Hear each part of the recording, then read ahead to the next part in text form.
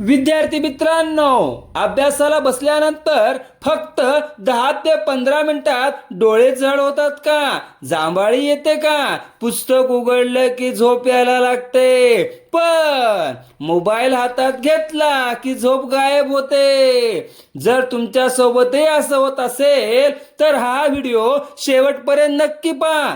आज आपण जाणून घेणार आहोत अभ्यास करताना झोप का येते आणि त्यावर 5 सोपे व प्रभावी उपाय. नंबर 1, अपुरी झोप. सर्वात मोठं कारण म्हणजे रात्री उशिरापर्यंत जागरण. मोबाईल, गेम, सोशल मीडिया यामुळे झोप पूर्ण होत नाही. दुसऱ्या दिवशी अभ्यासाला बसल्यावर मेंदू थकलेला असतो. उपाय: दररोज 7 ते 8 तासाची शांत झोप घ्या. नंबर 2, मोबाईलचा जास्त वापर. अभ्यास सुरू करण्याआधी 30 ते 40 मिनिटे मोबाईल वापरल्यामुळे मेंदू सतत नवीन माहितीची सवय लावतो. पुस्तक उघडलं की अभ्यास कमी रोमांचक वाटतो आणि झोप येऊ लागते. उपाय: अभ्यास सुरू करण्याच्या किमान 30 मिनिटं आधी मोबाईल बाजूला ठेवा. 3, एकाच जागी खूप वेळ बसणे. सलग एकाच जागी बसून अभ्यास केल्यामुळे शरीर आणि मेंदू दोन्ही सुस्त होतात. उपाय: दर 40 ते 45 मिनिटांनी 3 ते 5 मिनिटाचा छोटासा ब्रेक घ्या. थोडं चालून या, पाणी प्या आणि पुन्हा अभ्यासाला बसा. नंबर 4, जड जेवण करून लगेच अभ्यास.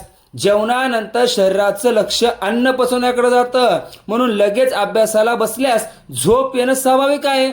उपाय: जेवणानंतर 20 ते 30 मिनिटांनी अभ्यास सुरू करा.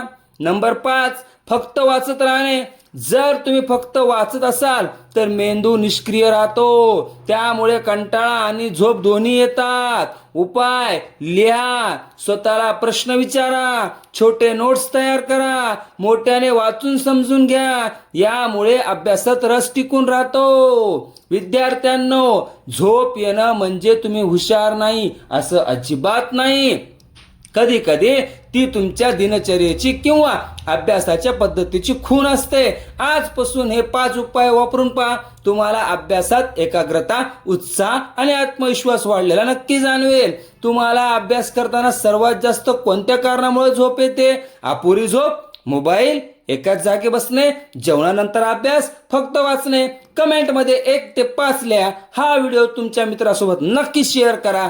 अशाच अभ्यास टिप्स, प्रेरणादायी व्हिडिओ आणि परीक्षेच्या मार्गदर्शनासाठी सक्सेस फाउंडेशन अकॅडमीला सबस्क्राईब करा. धन्यवाद.